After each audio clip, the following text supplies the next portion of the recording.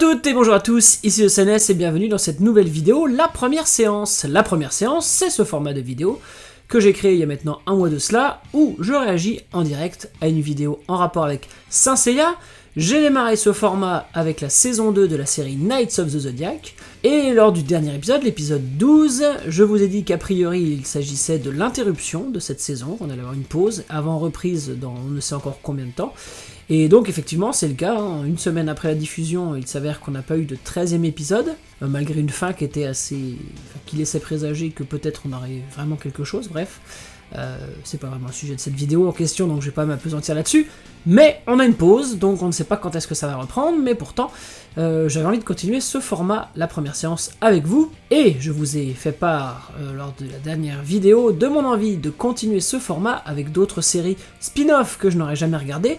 C'est le cas des deux plus connus, que sont Saint Seiya The Lost Canvas, l'adaptation du manga du même nom, et Saint Seiya Omega, lui spin-off qui était une suite à la série de 86, projetée dans le futur, qui est basé sur 2 saisons je crois, donc des spin-offs qui ont démarré en 2012, qui sont achevés aujourd'hui, en tout cas Omega. Lost Canvas, lui, n'a jamais connu de suite, hein, il s'est arrêté au bout de 2 saisons, il y a 26 épisodes. Je vous ai proposé de voter pour l'une ou l'autre de ces séries, pour que je puisse les faire avec vous en première séance, puisque moi je ne connais ni l'un ni l'autre, hein, c'est des séries sur lesquelles j'ai fait l'impasse à l'époque, pour des raisons diverses, j'aurai l'occasion d'y revenir, et je pense que dans le courant de l'année, jusqu'à ce qu'on ait de nouveaux épisodes de Knights of the Zodiac, j'aurai le temps de voir, avec ce format de vidéo, et chacun de ces spin-offs, ça va être enfin l'occasion pour moi de réparer le manque, hein, après 10 ans de publication de ces spin-offs, d'enfin m'y consacrer. Donc vous avez tous voté pour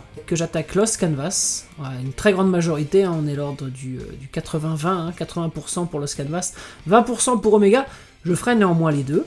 Peut-être que j'alternerai, hein, peut-être pour que ce soit pas redondant. Là on a 26 épisodes pour Lost Canvas, et je crois beaucoup plus à une cinquantaine il me semble pour Omega. On va voir comment ça se passe, c'est pas encore prémédité, mais je vais peut-être m'amuser à intercaler les deux. On m'a conseillé ça, un abonné m'a conseillé ça, me disant que ça serait sûrement plus intéressant pour le spectateur, et peut-être aussi pour moi. Donc c'est sûrement ce qu'on va faire. Là, je vais donc m'attaquer au premier épisode de la série Saint Seiya Lost Canvas. Lost Canvas donc, dont j'ai lu le manga qui fait je crois 27 tomes, si je ne dis pas de bêtises. Moi j'ai arrêté ma lecture à l'issue du tome 9, et il me semble que la série s'arrête à peu près à ce moment-là, ou vers le tome 10, 10, 11. Donc on va être sur quelque chose que j'ai lu, mais que j'ai lu il y a longtemps, puisque je les ai lus lors de la première publication française, enfin il n'y en a eu qu'une seule, hein, mais lors de la parution, je les ai achetés à l'époque, et ça a fini par me lasser, bien que je trouvais pas ça désagréable, mais j'ai jamais été véritablement passionné, et je sais que c'est une série, Lost Canvas, que ce soit en manga ou lors de cet animé, qui a énormément de fans. Il y a aussi beaucoup de détracteurs, mais aussi beaucoup de fans, hein. C'est vraiment, il y a une relation assez particulière sur ce spin-off en particulier. Donc on va y revenir. Moi je pars avec un a priori assez négatif, parce que, comme je vous dis, j'ai fini par décrocher. Maintenant je vais voir aussi si cette adaptation animée me parle plus que ce que m'avait parlé le manga, qui était agréable en soi.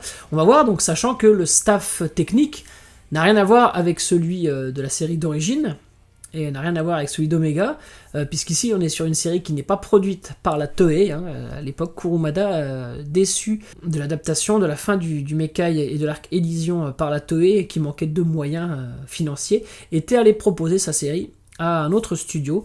Alors j'ai oublié le nom, mais il va apparaître lorsqu'on va regarder le générique, et c'est eux qui avaient donc produit ce spin-off avec beaucoup plus de moyens. Et ça va se ressentir notamment normalement au niveau de l'animation surtout. Après le chara-design et la musique, on va voir, on a un chara-design qui essaie d'être fidèle au style de Shuri Teshigori. Bien qu'il s'en éloigne un peu, il y a un côté assez particulier. Sur les visuels, moi j'aime pas trop ce qu'ils ont fait, on va voir si en animation ça fonctionne mieux. Mais les quelques extraits que j'avais vus étaient quand même assez beaux visuellement. Et puis on va voir la façon dont l'histoire nous est narrée. En sachant que moi, le premier tome, l'amorce, je trouvais ça assez redondant, assez pénible dans le manga d'origine. Je trouvais que ça mettait beaucoup de temps à entrer dans le vif du sujet. En plus, tout ce qui concerne finalement Hades, je trouve qu'on en a beaucoup mangé dans ces 10 dernières années. Que ce soit avec Lost Canvas, avec l'adaptation de la fin du manga d'origine, puis avec Kurumada qui avait quand même repris l'arc Hades avec Next Dimension, qui a fini par s'en extraire, mais voilà. On en a beaucoup mangé à un moment donné, j'étais passablement lassé aussi de la partie Hades. En l'occurrence, Lost Canvas, c'est entièrement une partie Hades, rallongée par rapport à la version d'origine, ce qui peut faire aussi que certains apprécient davantage. Voilà, grosse introduction, ça sera plus court sur les vidéos suivantes, hein, mais il fallait faire la transition pour amorcer cette nouvelle série de vidéos qui va être consacrée donc à Lost Canvas, Saint Seiya, The Lost Canvas. Et ben c'est parti.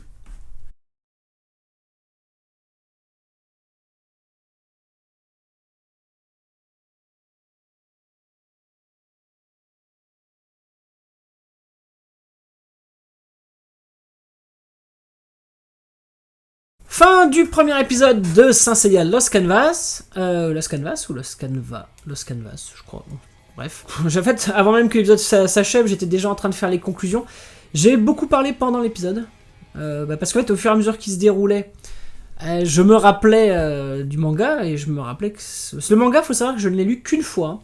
J'ai lu qu'une seule fois attentivement chaque tome, et je l'ai lu qu'une seule fois, et je n'ai jamais eu envie de m'y replonger. Y a pas de secret. Alors que, pour info, hein, le manga d'origine, je le relis et relis encore aujourd'hui, et sans aucun souci. Ça va d'un trait, mais à l'époque où je l'avais vraiment découvert, je n'arrêtais pas de le relire, j'étais happé. Et ça m'a jamais fait ça avec Lost Canvas, je ne l'ai jamais relu. Alors que même les variantes de l'épisode G, c'est l'épisode G, j'ai relu plusieurs fois les premiers tomes. Alors que Lost Canvas ne m'a jamais fait cet effet-là.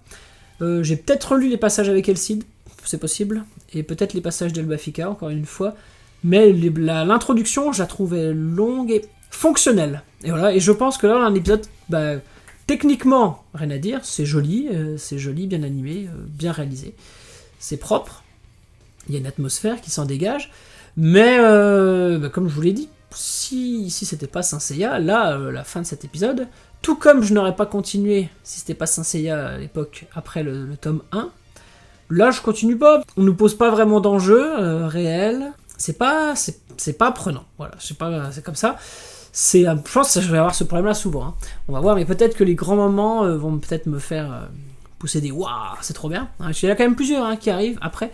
Mais le début, ouais, il est assez plan-plan. Si on s'amuse à comparer au premier épisode de la série d'origine, tout est posé dans la série d'origine. Vous voyez, voilà, on n'a pas eu de vrai combat là, on n'a rien eu en fait. On a eu, c'est vrai, là je m'amuse à faire des parallèles a posteriori.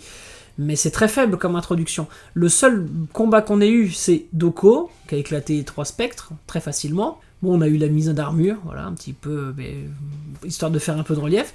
Et on a eu Tenma, qui a concentré son cosmos, et qui a détruit l'éboulement de la cascade. C'est tout. Si on compare au premier épisode de la série d'origine, dans la série d'origine, on a le concept du cosmos qui est expliqué, l'entraînement avec Marine, la destruction des atomes, l'explosion, le combat contre Cassios de Seiya qui lui permet de gagner l'armure, puis la fuite du sanctuaire, où il est poursuivi par les gardes du sanctuaire, où il revêt pour la première fois l'armure, et qui lui permet de défaire les gardes du sanctuaire et d'échapper à Shaina, et qui s'en va vers de nouveaux enjeux. Tout ça, c'est posé dans le premier épisode. Le premier épisode, c'est une masterclass dans la série d'origine. Tout est posé, c'est parfait. Là, c'est faible. Comme introduction, c'est très très faible. C'est très très faible, mais c'est pas la faute de la version animée, hein, c'est la faute de la base. Après, ils auraient pu effectivement tourner ça d'une autre manière. Et comme je vous dis, il me semble que dans le manga d'origine, c'était plus impactant parce qu'on commence par quelque chose qui se passe après, avant de revenir en arrière. Et là, ils font une narration linéaire. Peut-être que je dis n'importe quoi, hein. Attention. Mais vous savez quoi, je vais vérifier. Saint Seiya Lost Canvas, tome 1 et tome 1... L'introduction, c'est ça. Ça démarre par un combat. C'est chiant. Voilà, vous voyez, je me rappelais bien quand même, hein, pour un mec qui est pas fan de Lost Canvas. Je me rappelais de cette intro. Tenma qui fait son attaque, ça arrive au bout de la 2e page. Tenma qui fait équipe avec Shion. Et Doko. Alone qui arrive. Tu étais Hades. Bam, voilà. Et ensuite, on a ce qu'on a vu. C'est-à-dire que la série a démarré par ça. Mais on avait ce prologue action. Et ça, pour moi, ils ont fait le choix de pas l'adapter pour faire quelque chose de linéaire, ce qui peut se justifier, mais du coup, on n'a pas beaucoup d'éléments, pas beaucoup de saveurs dans ce premier épisode. Donc voilà, comme je vous dis, si je sais pas que c'est Saint Seiya, moi je vois ça, bon, je sais pas, j'ai regardé et puis je passe à autre chose quoi, j'ai oublié. Donc voilà, un premier épisode qui manque de saveur, c'est ce que je peux dire. On verra ce qui va se passer pour la suite, mais j'ai l'impression que pour l'instant, si on en suit ce premier épisode, ça va être assez linéaire. Voilà, voilà ce que j'ai pensé de ce premier épisode. À très bientôt pour la première séance qui sera consacrée au deuxième épisode. N'hésitez pas à commenter, à partager cette vidéo, n'hésitez pas surtout à la commenter d'ailleurs, abonnez-vous à la chaîne pour découvrir les autres vidéos de celle-ci, et notamment d'autres vidéos de la première séance qui seront consacrées à Lost Canvas, il y en a aussi à la série Knights of the Zodiac, et aussi plein de vidéos sur les Mythos, donc n'hésitez pas, il y a pas mal de choses à regarder. A très bientôt pour une prochaine vidéo, salut à vous.